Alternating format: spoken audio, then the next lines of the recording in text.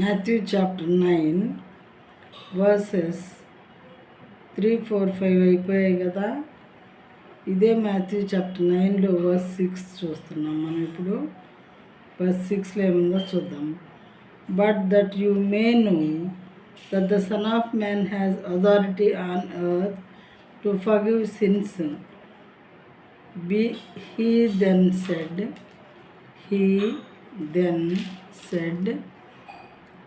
to the paralytic, rise, pick up your bed and go home. And he rose and went home. తెలుగులో చూద్దాం ఈ విషయాల్ని.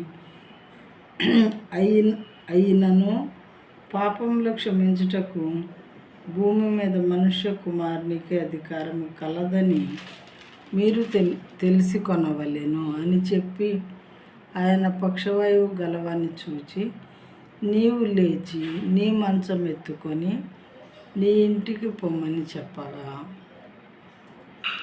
వాళ్ళు అంటున్నారు కదా ఆయన దేవదూషణ చేస్తున్నాడు అని చెప్పి అంటూ ఉన్నారు కదా శాస్త్రులు. అది గమనించినటువంటి దేవుడు మరి ఎవరు పడితే వాళ్ళు ఈ మాటలు చెప్పగలుగుతారా మరి అని చెప్పి లేచి నడుమని చెప్పడం సులభమా, లేకపోతే నీ పాపాలు క్షమింపబడి ఉన్నవి అని చెప్పడం సులభమా? అయినప్పటికీ అలా చెప్పాను అంటే, అయినను పాపములు క్షమించుటకు భూమి మీద మనుష్య కుమారునికి అధికారం కలదని మీరు తెలుసుకొనవలను అని చెప్పి శాస్త్రులతో దేవుడు చెప్పుచున్నారు.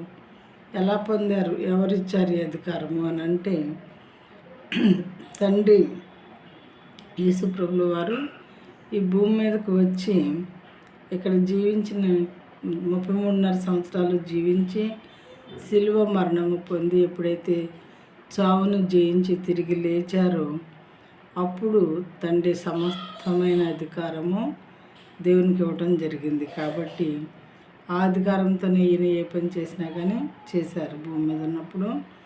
అయితే ఈ విషయం మీకు తెలియాలి అని చెప్పి ఆయన పక్షవాయువు గలవారిని చూచి, నీవు లేచి నీ మంచం ఎత్తుకొని నీ ఇంటికి పొమ్మని చెప్పగా, తర్వాత వాడు లేచి ఇంటికి వెళ్ళినట్లు నెక్స్ట్ వీడియోలో మనం చూస్తాం ప్రియమైన వారులారా.